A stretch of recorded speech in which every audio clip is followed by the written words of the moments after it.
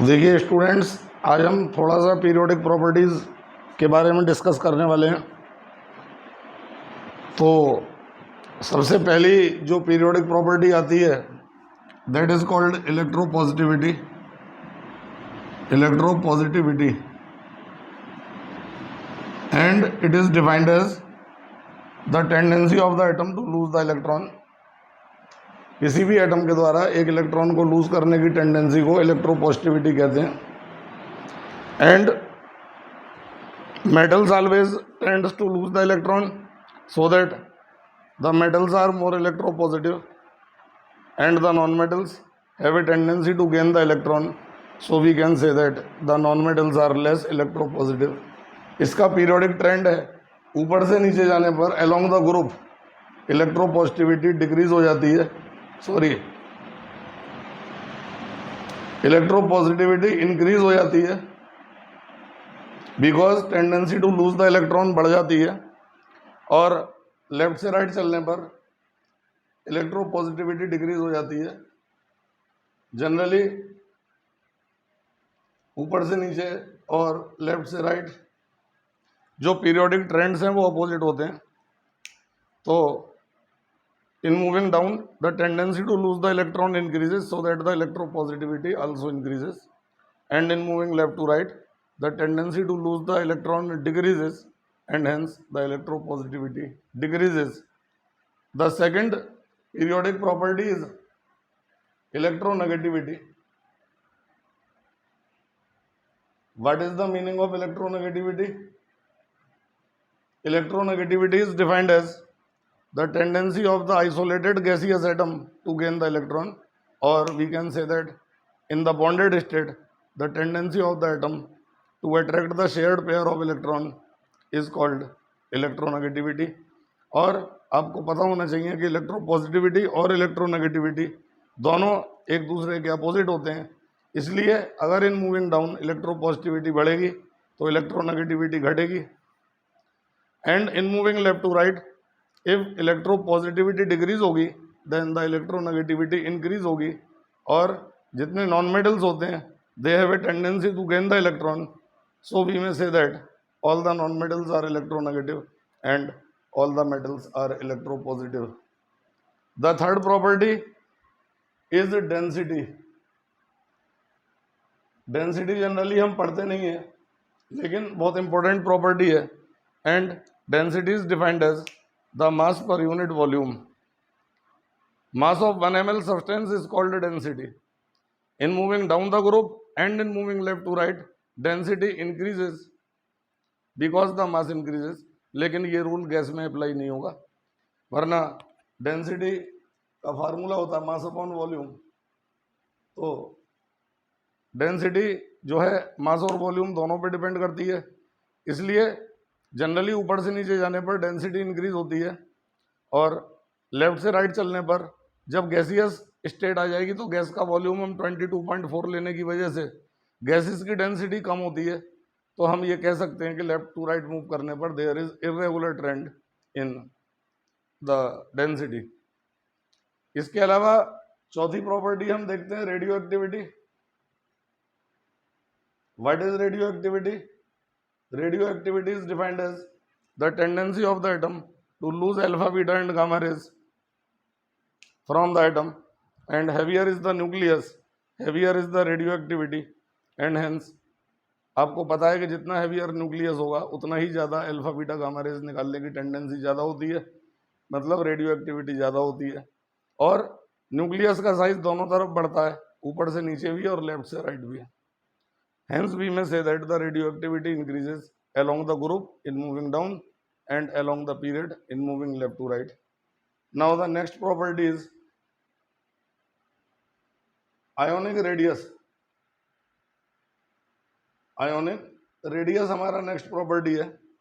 हम जानते हैं कि आयन दो प्रकार के होते हैं, one is cation and one is anion. तो cation is obtained by the loss of electron, cation is obtained by the loss of electron, anion is obtained by the gain of electron.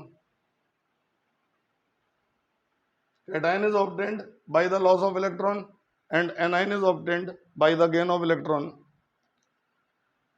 and whenever the atom will lose the electron, then the radius will be low, and whenever the atom will gain the electron and form the negative ion, then the radius will be high.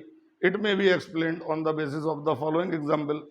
And वो example क्या है, जैसे कि मैं sodium लेता हूँ Na का 11 होता है, 11 का मतलब 281, it will lose one electron and it will form Na positive, and the electronic configuration of Na positive will be 28, meaning thereby during the formation of cation one orbit is decreased.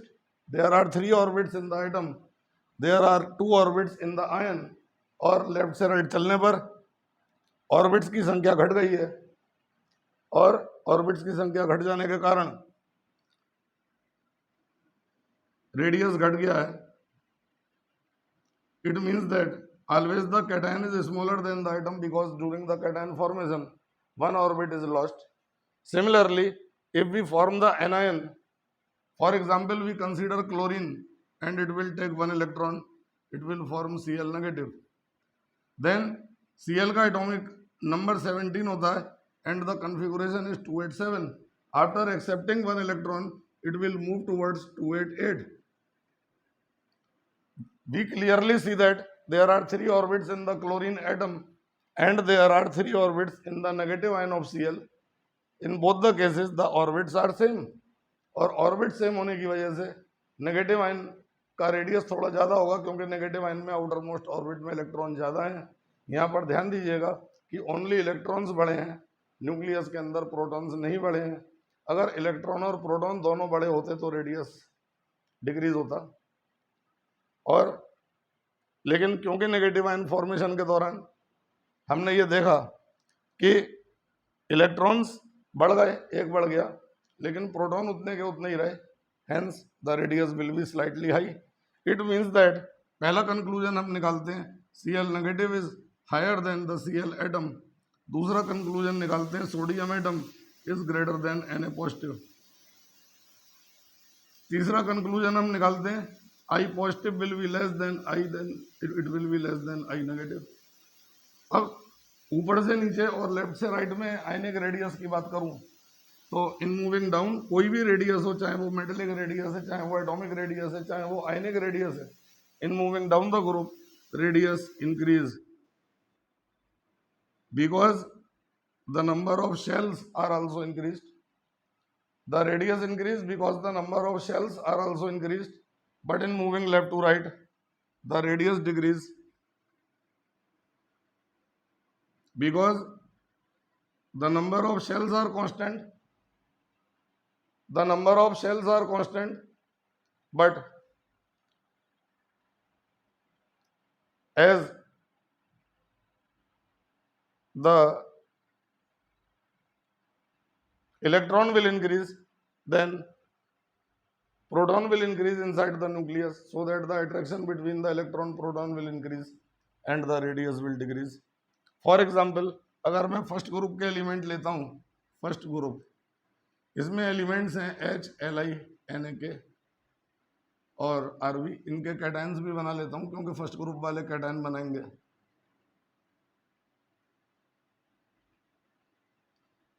H का 1 है, H positive में 0 है, lithium का 3 है, Li positive में 2 है, sodium का 281 है, Na पॉजिटिव में 28 है, पोटेशियम का 2881 है, K पॉजिटिव का 288 है, Rv का 1881 है और Rv पॉजिटिव का 28188 है. हमने ये देखा कि चाहे एटम है चाहे वो आयन है, इन moving down the group the radius is increasing because the number of shells are increasing in the atom as well as in the cation. So we may say that the atomic radius increases in moving down as well as the ionic radius increases in moving down.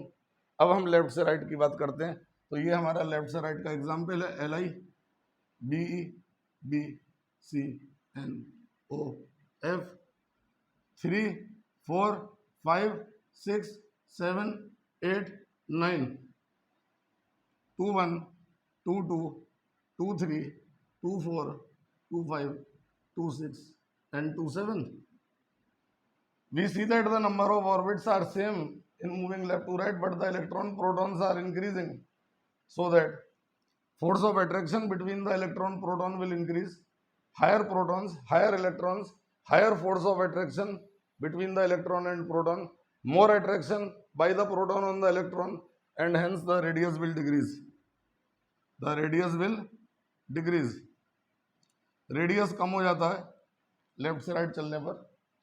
और अगर मैं negative ion की बात करूं तो ऊपर से नीचे नेगेटिव आयन को अगर हम कंसीडर करते हैं, F C L B R I, F negative C L negative B R negative I negative. Now the atomic number से इलेक्ट्रॉनिक कन्फिगुरेशन निकालने, फ्लोरीन का 27, एफ नेगेटिव का 28, क्लोरीन का 287, यहाँ 288, ब्रोमीन का 28187, बी आर नेगेटिव का 28188, आई का 2818187, आई नेगेटिव का 2818188। हमने ये देखा कि ऊपर से नीचे जाने पर एटम का भी रेडियस बढ़ रहा है क्योंकि number of shells are increasing, and negative ion का भी रेडियस ऊपर से नीचे बढ़ रहा है क्योंकि नेगेटिव आयन में भी number of shells are increasing. लेकिन अगर मैं आयनिक रेडियस की बात लेफ्ट से राइट में करूं तो आयनिक रेडियस में लेफ्ट से राइट में कोई रेगुलर ट्रेंड नहीं है, and there is irregular trend. Only the radius of ion will be decided by the charge and the atomic number. For example, left से राइट में अगर मैं बात करता हूं कि Na positive, Mg double positive, Al double positive, फिर N negative, O double negative, F negative. Then जैसे जैसे पॉजिटिव चार्ज बढ़ते जाएंगे, जब तक पॉजिटिव चार्ज बढ़ेंगे लेफ्ट से राइट में, जब तक रेडियस डिक्रीज होगा, और जब जब नेगेटिव चार्ज कम होंगे तो रेडियस फिर डिक्रीज होगा। मतलब जितने नेगेटिव चार्ज ज़्यादा होंगे नेगेटिव आयन में उतना रेडियस अधिक होगा, और जितने नेगेटिव चार्ज कम होंगे उतना रेडियस कम होगा। और उसके अलावा जितने पॉजिटिव चार्ज ज़्यादा होंगे उतना रेडियस कम होगा, और जितने पॉजिटिव चार्ज कम होंगे उतना रेडियस कंपैरेटिवली ज़्यादा होगा। हम कह सकते हैं कि Al triple positive will be smaller than Mg double positive, then Na positive, then Ne, then F negative, then O double negative, then N triple negative. It means that left से right चलने पर radius हमारा increase हो रहा है क्योंकि positive charge ज़्यादा होने पर रेडियस छोटा होगा और नेगेटिव चार्ज ज़्यादा होने पर रेडियस बड़ा होगा। लेकिन हमें ये बात ध्यान रखनी है कि it will be applicable only in the iso electronic species. कहने का मतलब ये है कि अगर मैं Al का इलेक्ट्रॉनिक कन्फिगुरेशन लेता हूँ +3 वाले का, देन इट इज़ 28।